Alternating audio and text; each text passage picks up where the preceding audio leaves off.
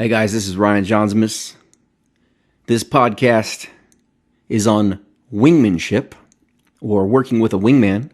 It is Captain's Log, October 11th, 2016.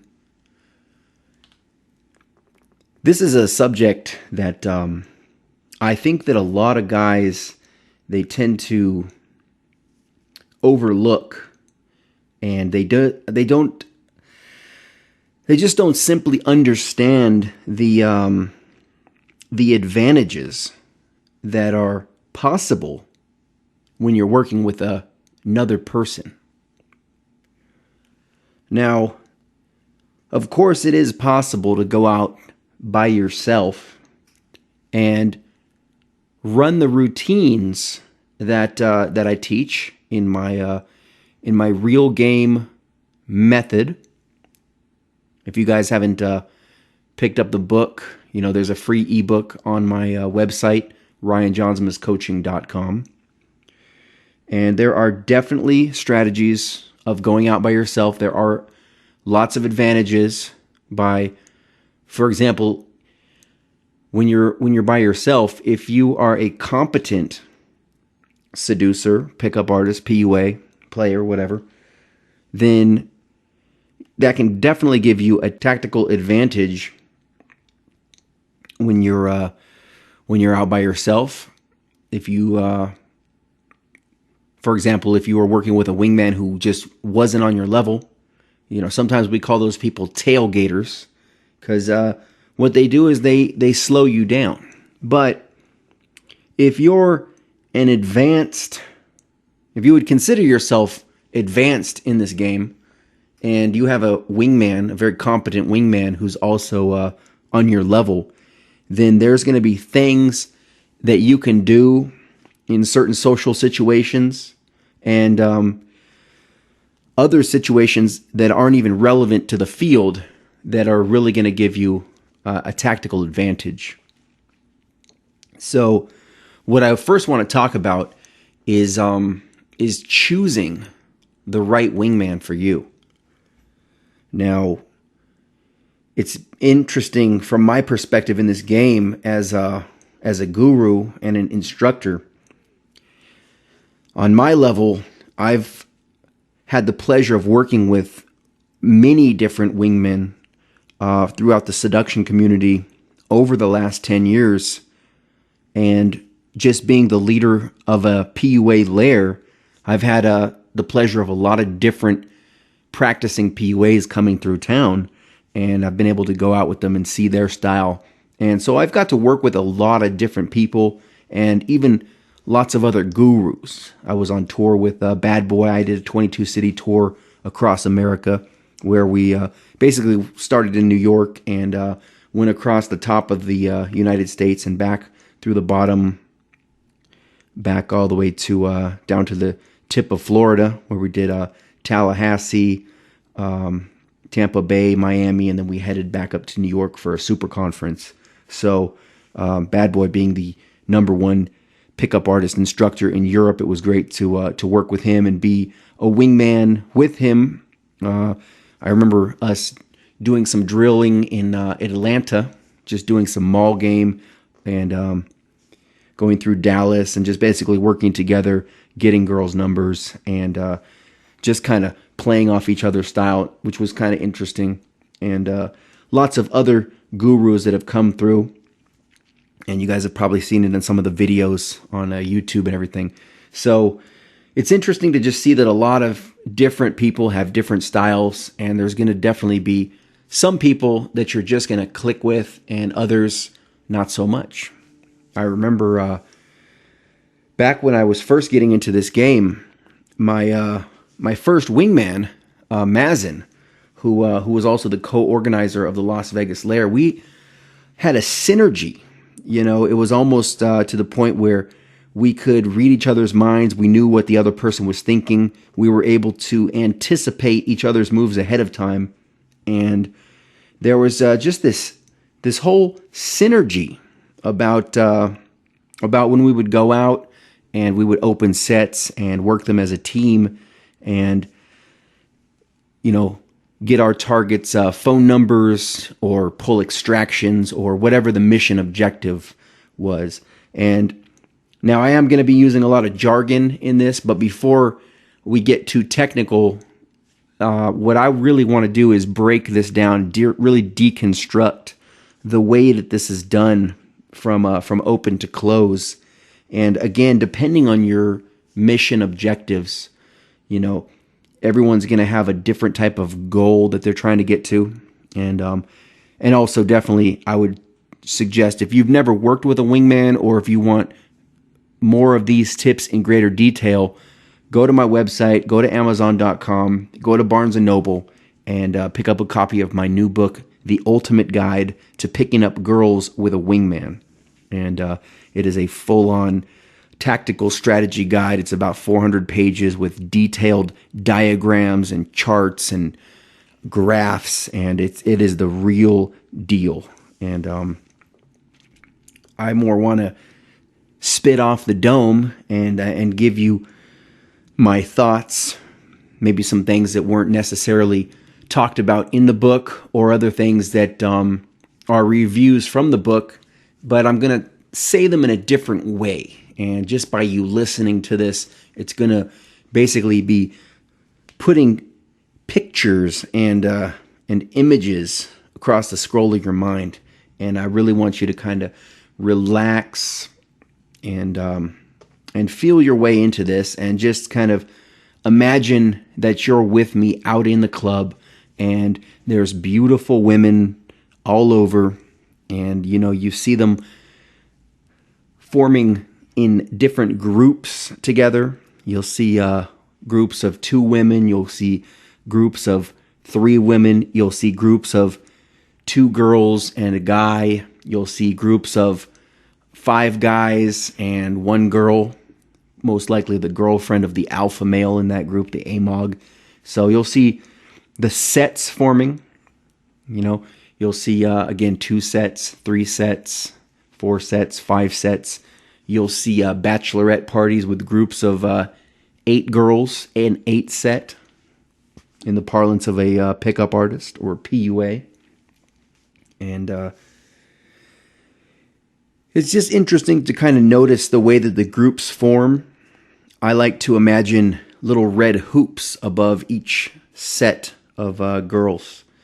And that way, when I'm working with a wingman, I'll use a clock formation. I might say there's a 2 set at 1 o'clock.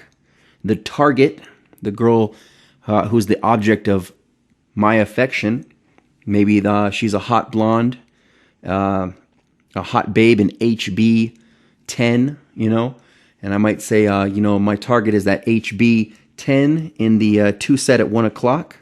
I'll need, and then if it's a 2 set, my wingman will know by default to basically distract, disarm, and occupy what I like to call the obstacle in the set. That's going to be her friend.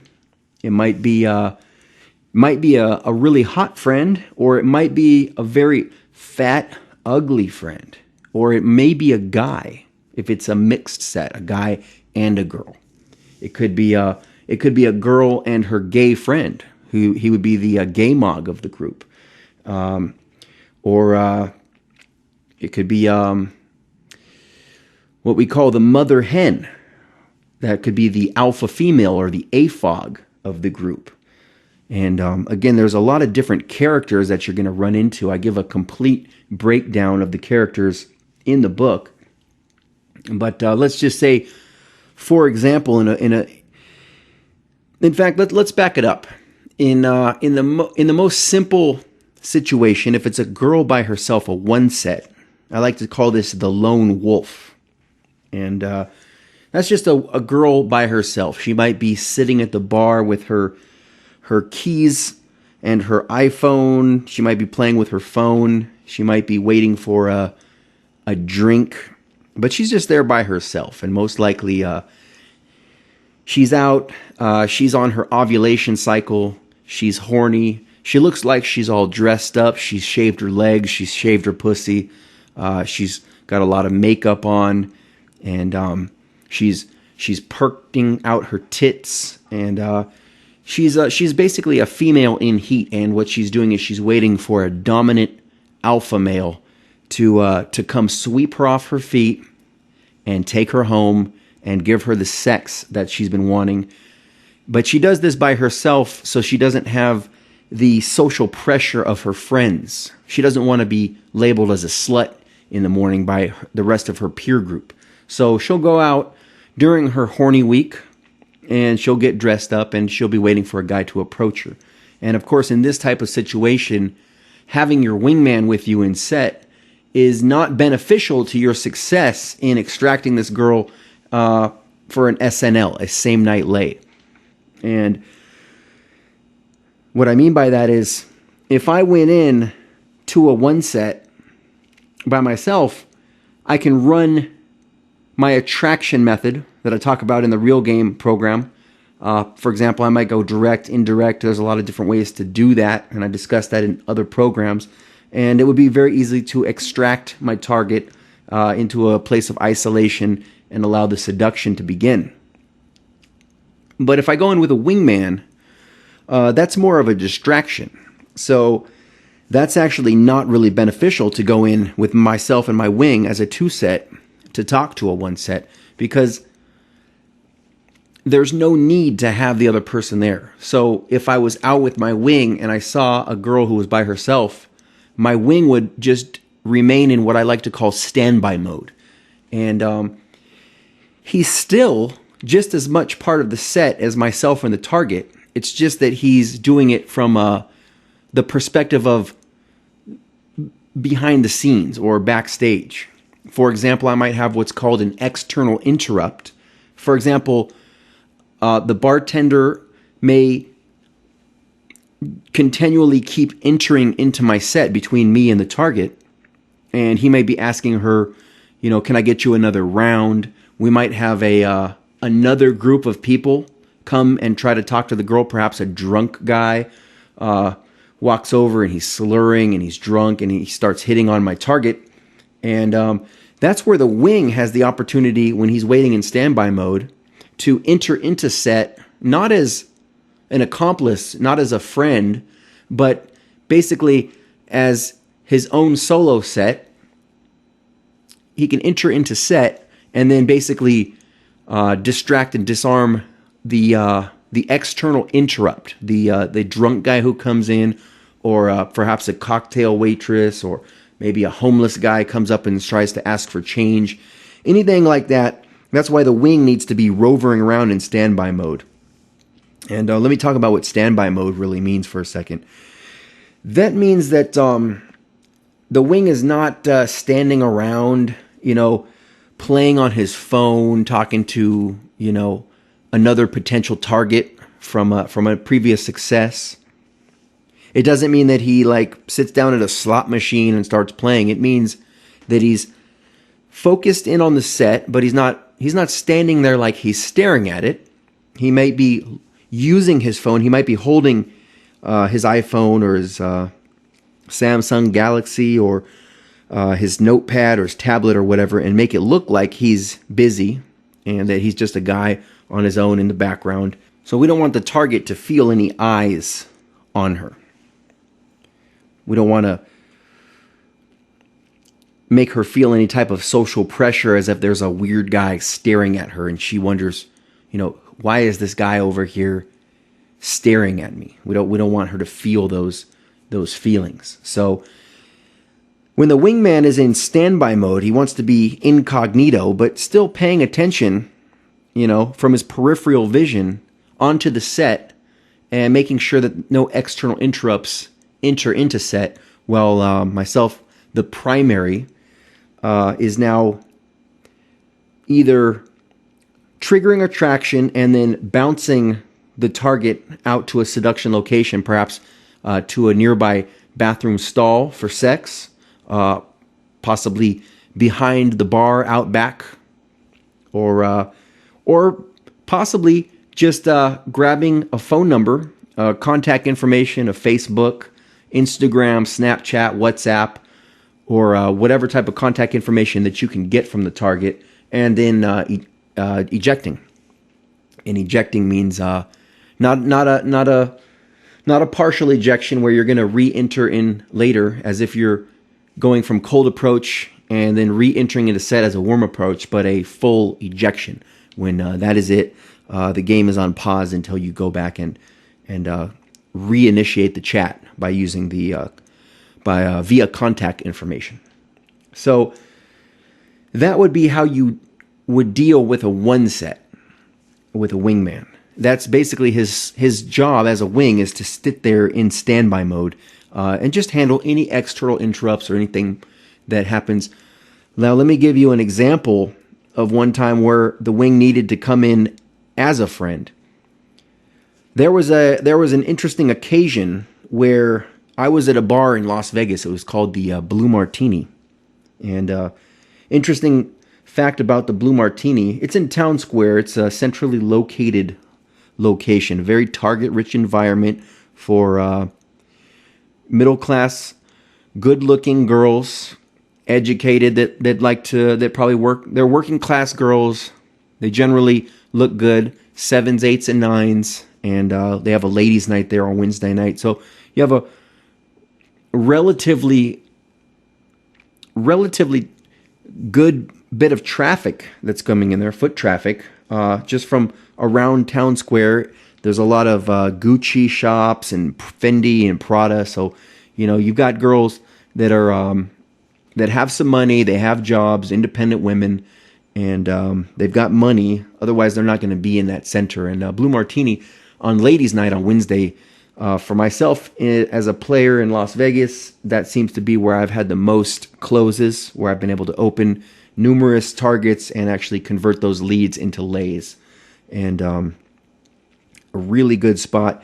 On this particular occasion, I was out with a group of wingmen. There was quite a few of us. There was about 8 of us, and I entered into a set. It was a 2-set, and being an advanced pickup artist myself at expert level, I technically don't need a wingman to do this. I went into the 2-set, and I was able to entertain both of them. Until the point when I went for the contact information exchange with my target, as there was no way to extract or pull my target. She was out with a friend who was in from California. This was their night to catch up and party. So it was more beneficial for me to just grab her Facebook and then reinitiate the chat at a later date. But what happened is I made a critical error, and I didn't charge my phone before I went out. And it was at about 15%. And by the time I got to the bar, and once it was time to get my target's contact information, I found that the phone was dead. And so a wingman of mine who I was with, his name was Richard, a really good guy, and he was he did a lot of the filming, actually, of a lot of the Las Vegas Lair meetings. And anyway, I kind of I-coded him, so he knew to enter into the set, and I basically just told him real quick what was going on. Hey, I'm going to get this girl's number, but my phone is dead. So being a good wingman, he knew exactly what to do, which was to pull out his phone and let me borrow his phone. I went back to my target, collected her name and her Facebook and her phone number, handed the phone back to Richard so that he was able to text the information over to my phone. I then ejected from set, and by the time I had got back home and plugged my phone in, his text was waiting right there with my contact information from the target. So it was really well played. I was able to then convert that lead into a lay by following through with my method. In fact, I give a full disclosure on this particular seduction in the book. And basically, long story short, I hit my target up on Facebook. I demonstrated higher value via the pictures and the adventurous lifestyle that I leave. Pictures of me skydiving and building ice rinks and doing lots of interesting things in Las Vegas, bungee jumping, taking weekend vacations to Disneyland, and just living that interesting lifestyle that my target would want to be a part of. She may essentially want to become the woman behind the man that she's seeing via my social media. I then built a time bridge where we ended up going to a house party of a wingman friend of mine who had a jacuzzi in the backyard, beer pong tables, and so when I brought my target over to this party, I was able to be the leader of men and introduce her to other people in my social circle. I then had another wingman come from the other side of town to give me an AI, what's called an accomplishment intro, where he basically walked in, shook my hand, and didn't speak directly to my target, but he spoke obliquely as I had taught him in class. So, and basically his script ran something like, he came in, shook my hand, and said, "Hey, Ryan, hey, thanks for being a great friend. I really appreciate it. You know, that was a big move. You know, I wouldn't have been able to move all that furniture without you. You really came through. You really saved the day. I knew you were here, so I just want to stop by and say hi and just give you a special thank you. You know, I've got to get to work, so I'll catch you soon." And then, so basically he said that obliquely out of the corner of his mouth. He was talking to me directly, but it was more so that my target was able to hear that accomplishment intro.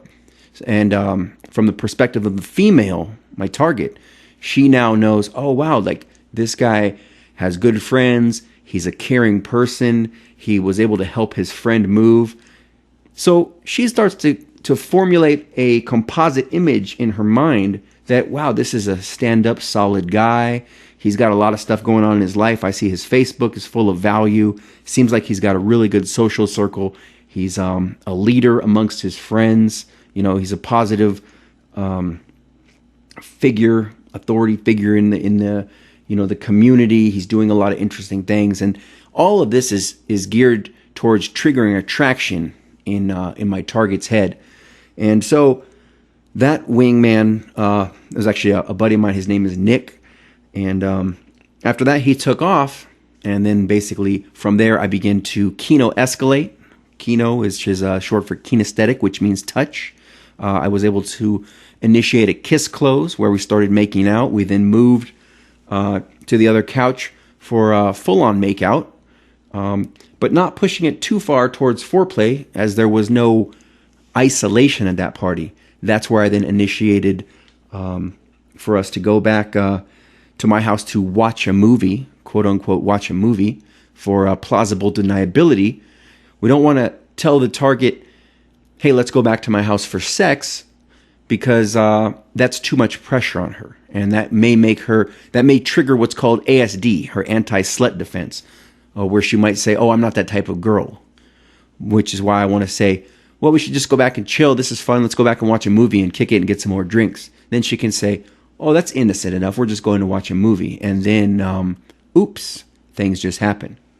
And from her perspective, she can say, well, we went back and we were just going to watch a movie, but then one thing led to another, and oops, we had sex. And so we did drive back to my house. We sat down on the couch. The makeout continued.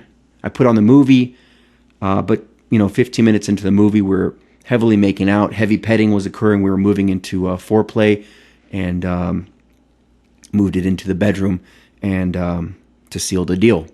And that girl ended up later becoming my girlfriend for the next 2 years. So it was a wonderful, wonderful pickup. It was played just so well, the whole thing overall, and just having a wingman there with a charged phone that I needed when I was in a time of need. The fact that I had other wing guys who have big houses with jacuzzis that throw parties, which who would allow me to bring a date over, and then are gonna say, yeah, this is my friend Ryan. Yeah, he's so cool, and give me that accomplishment intro. Having other wing guys come in to validate me as a person, to say, hey, this is a stand-up guy, helped me move when no one else was around, and that's just how it works. And which brings me to the point of, I think it's a lot better to have a lot more than just one wingman. If you can have a group of wing guys then you're really in the game. Okay. Now, going back to working with a wing, I want to take us back to the beginning in this club scene. For example, if there was what's called a two set, let's say there was two girls. We just talked about working a one set where the wing stands in standby mode. What I want to talk about now is if it's a two set, if there's two girls. And this is going to be the best situation for using a wingman in set. Now, by default, you don't always want to be the primary and you don't always want to be the wingman. What's going to happen, or at least the way that I do it amongst my friends, is that the man who calls out the target and then approaches, where he says, "Hey, I want that girl, that blonde girl right there." By default, that man will then be the primary, and the one who doesn't approach, that's going to be the wingman. And the next time you might want to swap, as it obviously would be very unfair if one person was always the primary, always getting the girl, and one person was always being the wingman. We always want to swap out. So what will happen in this situation is, let's just say, for example, I'm the primary. I'm going in for the target. There's an obstacle. Probably her friend who's slightly a little overweight. I'm going to go in and lead, and the wing is going to be about a half a step behind.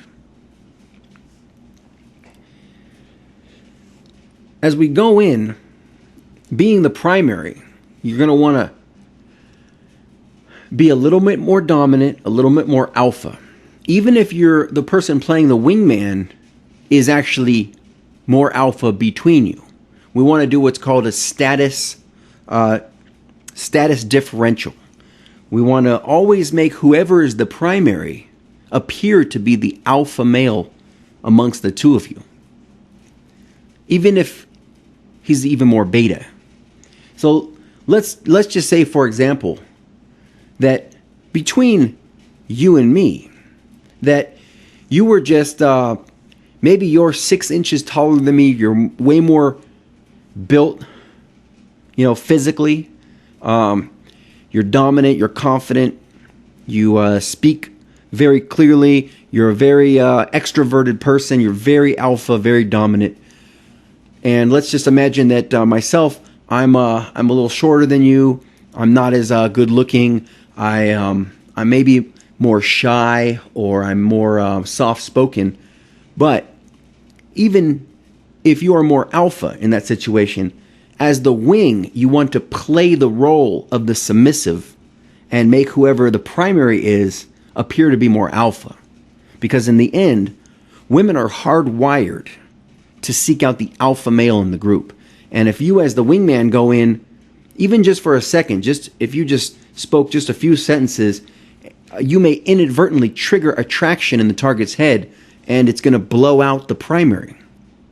Which is why, as the wing, you always want to play somewhat the submissive role. Not too submissive. You don't want to be necessarily the bitch, but you want to have the primary on a certain level of social stature, and as the wing, you want to be just a little bit underneath him. Not again, like not his bitch, not way below him, not to the point where he's ordering you around. But you could, if it's just. It will be smoother if it's right underneath, but you want to make the primary appear as the alpha or the leader amongst the two of you, and that's what I found to work the best. You want it to look like you guys are best friends, but the primary is just a little more alpha. He's still the one who calls the shots. He would be the one if the two of you were hanging out. We want it to appear to the girl as. If the two of you were hanging out by yourself, who's ever the primary would be the one to say, "Hey, I want to go over to In-N-Out and get a burger." Where the wingman would say, "Okay, that sounds cool." Not the other way around, where the wing is calling the shots and the primary is following. If if that can make sense. If not, rewind what I said and listen to it again 10 times in a row till you understand the way that works. Because a lot of guys have... I've had wingman before that are not calibrated or trained, and they've gone into set with me, and they try to act more dominant because they want to show off to the girl, and it's distracting. You know, we want who's ever the primary to clearly appear as the alpha male between the two, so that the target's attention will be focused on the primary, and she won't be put off at all. We don't want to give her any other options. We want to make it very clear that the primary is the prize amongst the two. And even when you're playing the wingman, some guys, they don't like to do this because they don't want to play that submissive role. They think it's emasculating. But this is how you get girls. Okay, sometimes you have to play that submissive role. So let's imagine that I'm the primary and you're the wingman, and you're about a half step behind me, and we're walking towards the target. And as the primary, I'm then going to open up the conversation. Now, when we talk about conversational openers, that's an entirely different lecture. And I do a great one on my YouTube. You guys can check it out. It's about 2 hours long, where we talk strictly about conversational openers. And so I don't want to open that can of worms right now, because that's going to take hours to explain how to start the conversation. Right now, I want to strictly talk about the techniques of how you're going to work with the wingman. So again, if you want to learn more about conversational openers, definitely go to my YouTube on the playlist, Ryan JAUNZEMIS Master Pickup Artist, and go to the one that says opening, A1 phase. So let's imagine that we went in and I ran an opener. Okay, could be a direct, indirect, could be situational, depending on how you want to play this. Let's just say I go in direct, and I'm just saying, hey, you know, you two girls are super cute. Who are you? What's your names? And she says, oh, I'm Carolyn, and I'm Kim. And go, it's a pleasure to meet you. I'm Ryan. This is my buddy Jeff. Whatever. Let's say that you're Jeff and you're my wingman. And at that point, as the wing, again, you want to be submissive to the primary, but you don't want to be submissive to the girls. You still need to have higher value than both girls. Otherwise, you're going to get written off. And it will devalue the primary, because it will make him look like he's hanging out with a man who is lower value. So once you're introduced, let's say I introduce you, I said, this is my buddy Jeff. That's where you would want to step in and take over the group for just a few seconds. You know, you want to establish dominance, but you don't want to be triggering attraction. So you're not going to throw negs. You're not going to or veiled insults. You're not going to banter. You're not going to flirt with the target. You may flirt with the obstacle. You can go ahead and trigger some traction with the obstacle. That's fine. But you want to play that friend role. You don't want to appear sexual to the target. You want to be dominant. You want to be alpha, but you don't want to necessarily trigger attraction. So you might walk in and you'll say, oh, you know, you might shake hands formally. You're not going to do a spin move, a salsa spin move on the target. Okay, you're not going to Kino escalate the target. You can do a spin for the obstacle if that'll get her away. But the main job that the wingman is there for is to simply distract and disarm and occupy the obstacle, while, let's say, myself as the primary is going to trigger attraction and get the phone number, the contact information from the target, or even extract her from the group. So let's imagine that we're in set. I've opened the set. I've now introduced you as the wing. You've walked up and you say, you might talk to them and say, how's your night going? Yeah, have you met my friend Ryan here? It's interesting. What you don't know about him is he's actually the author of over 50 different books. He just got he's in Barnes and Noble now. Just something really quick. Now everybody's going to have what's called their accomplishment introduction, and that's something that you want to talk about with your wing beforehand. That gives the that's a way for you as a wingman to give some value to the primary and boost him up. You're almost bragging on him. That way, he doesn't have to say it himself. If I walked up straight to a girl and said, "Hi, I'm Ryan. I'm a published author," it sounds like I'm bragging, and it sounds like I'm trying to impress them, and that's lower value behavior. That's beta male behavior. But if my wingman just happens to say that for me, then it makes me look like a superstar, and not only to the target, but to the entire group. I may even want to, if I might address the obstacle and give an accomplishment intro for my wing as well. I might talk about, my buddy Jeff here, he's actually a DJ, and he's been in the studio working on his new album, and this is the first time we've got to hang out in several months. So we're just trying to party it up, have some drinks. You guys should come have some shots with us. And so now, because my wingman has now AI'd me, he's now made me higher value, and I've now AI'd my wingman. So you remember, you always want to talk up about who's ever your wing. You never want to talk down about them. You never want to use any self-deprecating humor. Okay, again, that's lower status beta male behavior. That doesn't get girls. It's funny, haha. Doesn't get girls. Doesn't generate attraction. A lot of guys, they go into set and they make these self-deprecating jokes about themselves, or they just do little things. They give off little social cues that demonstrate lower value, and that just kills attraction with the group. Now, what's going to happen here? Let's just say, for example, in this set, I've now AI'd you as my wing. You've AI'd me. That's where we want to move the set. If we were going for a pull or for an extraction, which is where we would go Kino, I might give her my arm and say, "Take this now." That's all you get for now. Don't get any ideas. That's me offering my arm, but then giving a little takeaway. Okay, bait, hook, reel, release. When we do that, we want to then move as a unit to wherever we're going. Either it might be to a nearby bar, or we may even extract the target and the obstacle to an entirely new venue, perhaps a pizza place across the street, or even it could be like for a churro or for a lemonade. It's depending on the type of venue that you're in.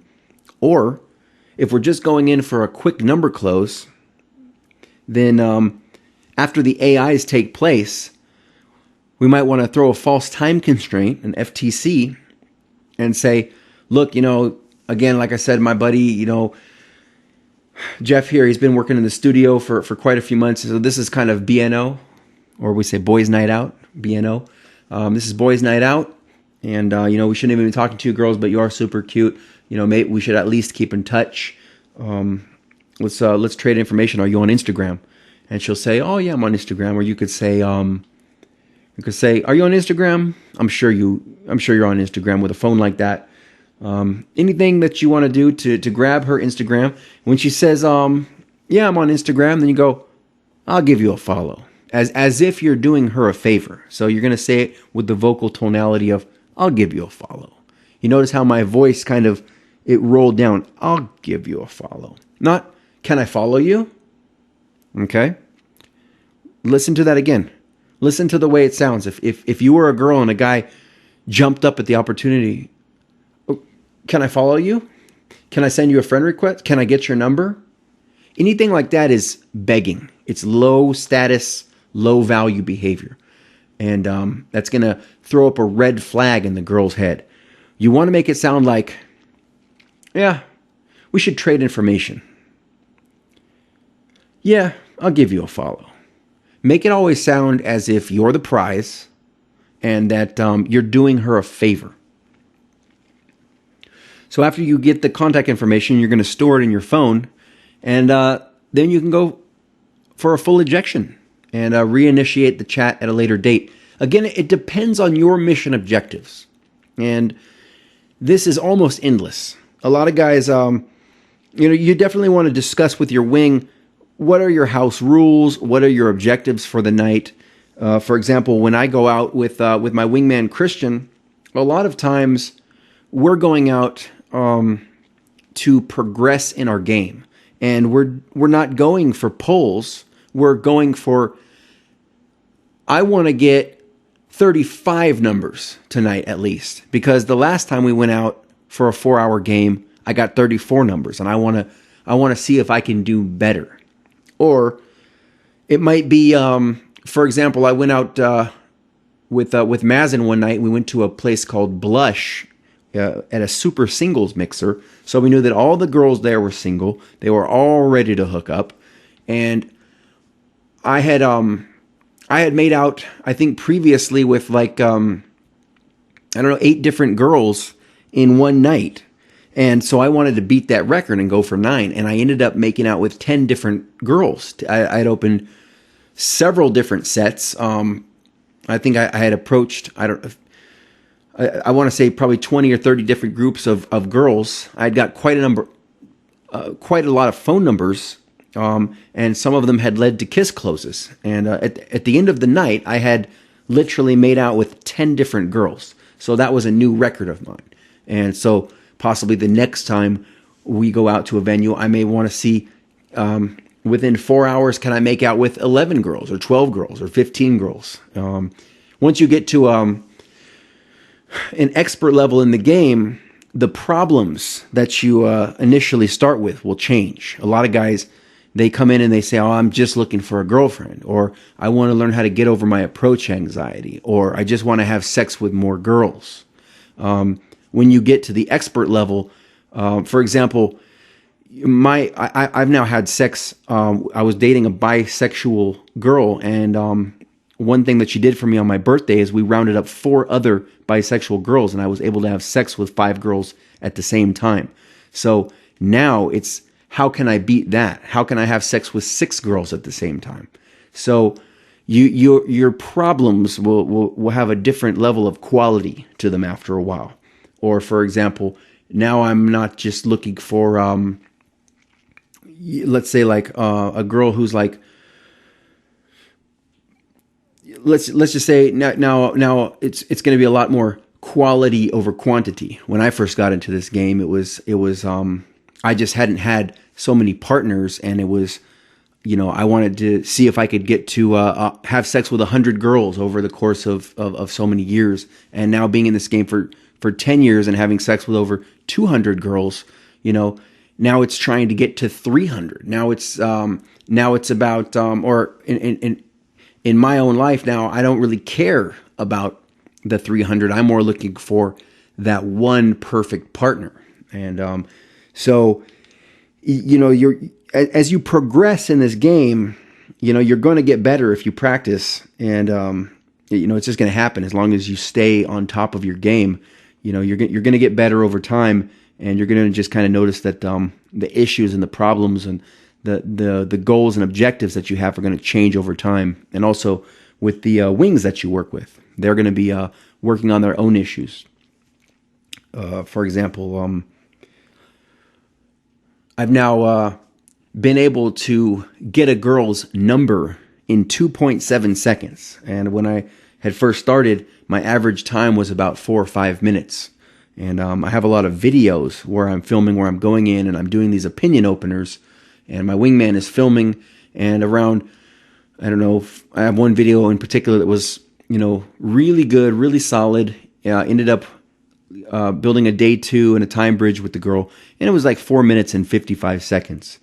And then I was able to start doing it faster, starting to know the routines. They become internalized into you on your autonomic nervous system, and you go faster and faster. And I started noticing I would get down to the 1.5 to 3 minute range, and then I blew that out of the water when I ended up doing a 15-second number close.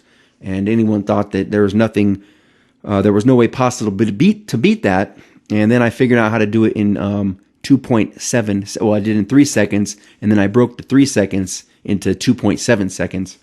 And It's not necessarily a technique that's going to garner a callback. Most likely the girl's going to flake. It's more like a magic trick, because what you're essentially doing is just walking up, and if I put it in slow motion, if you just click the time right now and it was just going tick, tick by the milliseconds, it's almost like walking up to the girl and saying, "Can I get your number?"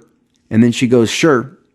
And it's just kind of a hit and miss. It's like throwing a dart and you just hit the bullseye. Sometimes you can just walk up to a girl and say, "Can I get your number?" And she'll say yes. And the amount of time it takes is 2.7 seconds. Walking up to the girl, "Can I get your number?" "Sure." That's it right there. That little click, 2.7 seconds. It's not the time to put the number in the phone. That's not how we time this. It's from the time that I open my mouth, when I say that first word, "Can I get your number?" And she says, "Sure." Right when she gets rid of that at the end of "sure," that's where the timer will start on the "can I get your number?" and "sure" click. That's where we click. And then, of course, you pull out the phone and you take the girl's number and then you leave. Or you can continue to keep talking to her and see where it goes. So, going back to working a 2-set, depending on, I want to actually go back right now. Before the extraction or before the number close, there's a technique that's called a mini isolation. And this should happen in every winging venture. And this is the part where, for example, we walk together and I open the set, we throw in AI, we talk for a minute, but what's going to happen is you've got the target and the obstacle, and you've got the wing and the primary, and they look like a 4-set. It's basically your 2-set, you and your wingman, and then the 2-set of the 2 girls, and then you're coming together as a 4-set. You're uniting into a 4-set unit. But if you there's a video that I do where I actually demonstrate this on real girls during a seminar. It's called it's a DVD. It's available on Amazon.com for $19.95. It's called Wingmanship, and you can watch me actually demonstrate this. And there's pictures of me doing this in the book. There's also several graphs where I show the arrows and exactly how to move the set in this formation. But if you're listening at home, what's going to happen is your 4-set is going to move into what's called a 2-set subsets. So this is where basically you begin slowly rotating your body to the outside of the set. You might even tap the girl on her hips with maybe 2 fingers, just light little taps on the elbow or the hips to make her start to turn her body to the outside. And what's going to happen is the target and the obstacle's backs will end up facing each other. And you will be facing the target and your wing will be facing the obstacle. But what happens here, interestingly enough, is since the target and the obstacle's backs are now facing one another or backing each other, they can't see each other. So what happens is they can't eye code each other. And what happens then is that they get lost in the interaction with you. So you can be gaming. You also want to continue stepping toward the outside to break more distance between, or create more distance between the two. So now you clearly have 2-set subsets. A subset is a fractionated or broken off person or groups of people that are separated from the whole. Originally, again, it would be 2 separate 2-sets combining into a 4-set when we're together, and then just breaking off into 2-set subsets. And so since the girls' backs are facing one another, they can't see each other, they can't eye code each other, but the wing and the primary, they should still be able to see each other, meaning that they can eye code each other. So, for example, this is a great way, this is a great technique that I like to use if I'm in set. My wing can be occupying the obstacle. Again, not necessarily trying to fuck the obstacle. He's just occupying her. He's talking about the weather. He's talking about his job. He's entertaining her enough so that she's away from the target long enough so that the primary can get the contact information, or even sneak her off to the toilet for a few minutes, depending again upon your mission objectives. So let's just say, for example, that you're the primary and you're gaming the target, and you're demonstrating higher value. You're throwing negs. You're doing everything that's that you would do in a normal set, as if you were working her as a one set. But then let's say, for example, you tell her, hey, I'm hungry. Let's go grab some food across the street. What do you think? You think would you fancy that? Whatever. If she says yeah, you can then kind of be giving eye contact to your wing and give him a kind of a nod or whatever kind of signal to let him know that you're about to move the whole set as a unit. And so he might that might cue in the wing to then say to the obstacle, hey, I think your friend and my friend want to go get some food. What do you think about that? Okay. So that gives the obstacle a way to say, oh, okay, that sounds cool. And hopefully she will just go with it. We'll see. The answer might be yes. It might be no. You might have some cock blocking going on if she's the mother hen of the group. If she's the alpha chick, the AFOG, but she might just go with it. And so as the wing will say to the obstacle, hey, it looks like your friend or whatever wants to go get some food. And then as the primary, you can say to the girl's friend, or you can even say to your target, hey, why don't you go ask your friend if she wants to go get some food with us? So then the girl will actually be selling the idea to her friend rather than you, which is even better. So the target can go to the obstacle and say, hey, let's go grab some food with these guys. And that is where you're all going to move together as what I like to call a unit. And you remember, as the wingman, you want to keep entertaining and occupying that obstacle to infinity if you have to.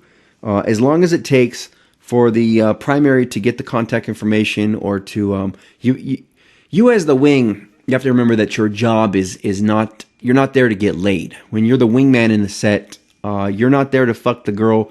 You're just there to occupy and help out the primary. You're just auxiliary. Okay, you're just there to handle the obstacles. That's your main goal there. It doesn't mean that you're not going to get laid. Okay, if you can manage to let's say you take these two girls over to get some food to a bounce location, and you get some food, and then you tell them, hey, we've got a hotel room down the street, or maybe they have a hotel room down the street. I know that this is more towards Vegas game. Everyone's here with hotel rooms. You might live nearby, or you might be in Los Angeles, and you meet these girls at the Avalon, and then you take them down to Hollywood and Vine and grab some food, and then you're wondering, okay, well, I need to go somewhere for a seduction location, and that's where hopefully you're able to get them back to your house, or maybe they live nearby. But let's imagine that you get the girls to a seduction location, if you're going to go for that route. And me being in Vegas, usually these girls have hotel rooms, and you may just tell them, oh, where are you guys staying at? And they say, oh, we're at Excalibur. What I like to say personally is, oh, I heard they redid all the rooms. They have new TVs, which they're always doing. And the girls will say, oh, yeah, it's really nice. I say, oh, I'd love to see that. And if the girls are interested, they'll say, oh, you should come up and check out the room. And they might say, or if it's at your room, you might want to tell them, hey, well, we have more drinks upstairs. It's a little cheaper than these bars. And if the girls follow you, they're interested in sex. And what's going to happen in that situation is most likely you're both going to get laid, because these girls come to town with what we call a DTF pact, a down to fuck pact. And what that basically means is they both want to fuck, but one is not going to do it unless the other one does it, because they don't want to be called out for being a slut. So if we can get both of the girls back up into the room, okay, we want to start drinking, having fun, laughing. We want to have the radio playing. What I like to do is set up the rooms beforehand by putting some candles out, by bringing my own boombox from home, and I like to put curtains on the walls, like nice silk curtains, and make the room give it a very chill vibe. Set up a little bar. Set up, fill up the ice bucket, and have cranberry juice. Have some lemonade. Have a bottle of vodka.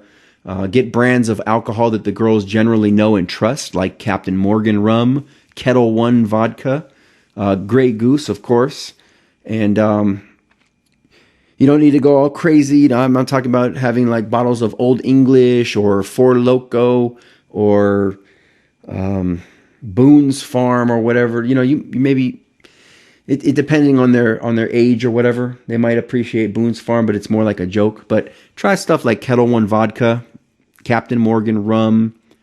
Let's see what else is a good one. Malibu rum. Okay.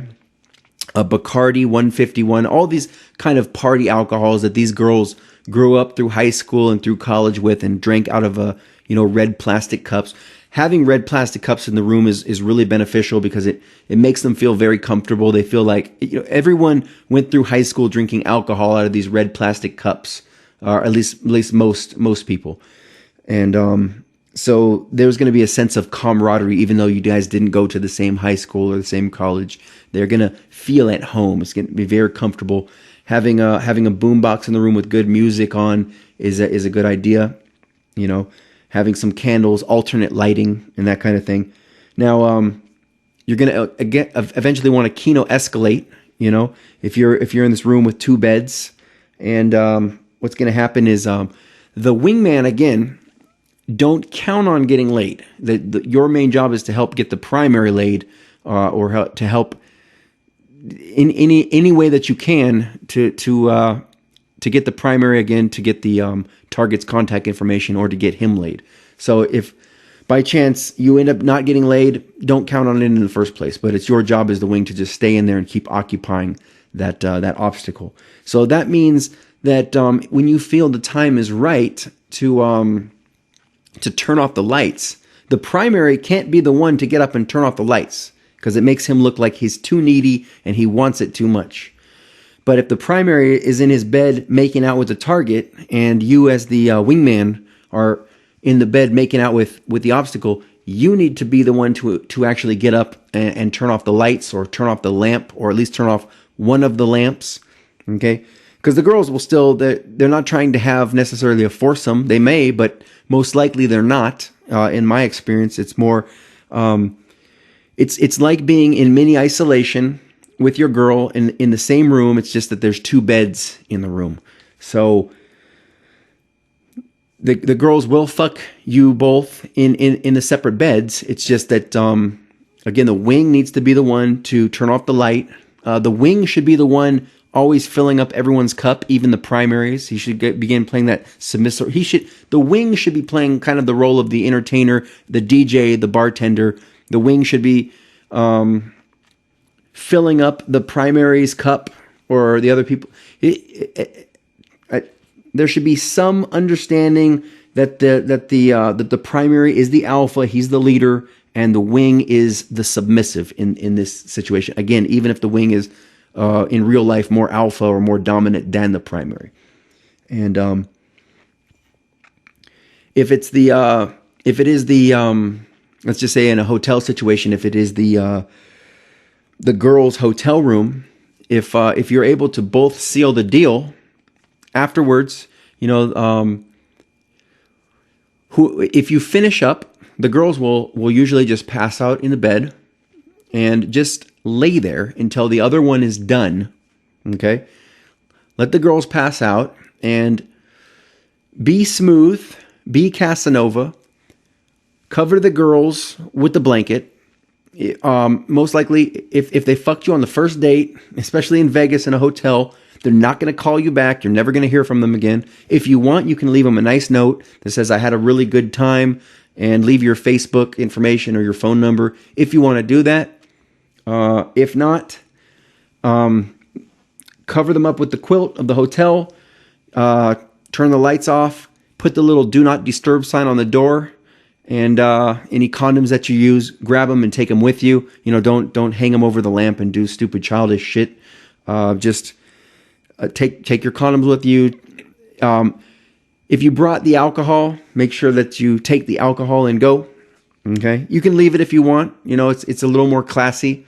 But if you bought a very expensive bottle, you might want to take it with you. It just depends. I personally, I usually just leave all the alcohol.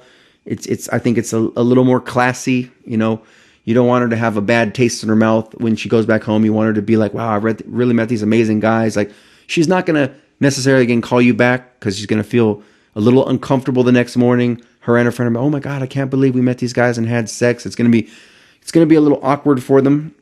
So at least be classy with your exit, and again, leave that do not disturb sign on the door, and then bounce. And then if the night is good, call it a night and go back out again the next night. Or if you're like me and my friends, go back for seconds and keep going. Sarge on, boys. I hope you guys enjoyed this podcast. I'm going to stop it for now. We're going to talk more on another episode, but go out and try some of these techniques. Definitely pick up the book, The Ultimate Guide to Picking Up Girls with a Wingman, where I also talk about how to deal with 3 sets, 4 sets, 5 sets, where I talk about how to work with a wing woman, and where I talk about things like peacocking and chick bait. I talk about all the different characters that you're going to encounter out there. I talk about tons and tons of useful information that's definitely going to step up your game. I would definitely urge you, go to Barnes & Noble, go to Amazon.com. I think it's on sale it's like $11 or something like that. The Kindle is $2.99. Anyway, it's an incredible product. I stand behind my work. My wing guys have read it. They love it. There's some great reviews on Amazon. Check it out. And I hope that I hear from you guys again. Leave some comments in the box below if you're watching this on the YouTube version. If you're watching this on my website, sign the guest book. I am on Facebook, Instagram, Twitter. Follow me on all forms of social media. And game on, fellas. We'll see you guys on the next one. And I am available for personal coaching, one-on-one, group coaching, Skype coaching. You can learn more about that on my website, JAUNZEMIS, lifestylecoaching.com. Click on personal coaching. Read the information there. Again, it's not for everybody. I don't work with all clients. You got to meet certain criteria. And we have a new group. If you're in Las Vegas, there is the Las Vegas Pickup Artist Lair. It is a group on Facebook. There's also a page. If you're interested, you can check out the group, join the group, and we go out regularly to bars, nightclubs, grocery stores. We're up at 7 a.m. Gaming girls on the dog park. We do it all. I believe that we're the most one of the most powerful and highly respected pickup artist lairs in the world. We have a new DVD out. It's called The Las Vegas Lair, the mini movie that's also on Amazon.com. There's also a free version on my YouTube. You can watch the whole movie uncut and learn some great dating and relationship tips. Features Bad Boy, Vince Kelvin, Psych of Game, and tons of other guys that you may know in the community. But really great stuff out there. And this is my passion, helping guys become more successful women in dating and with business, with life, with health, with wealth, and lifestyle. Anyway, guys, we'll see you on the next one. This is Ryan JAUNZEMIS. Be safe.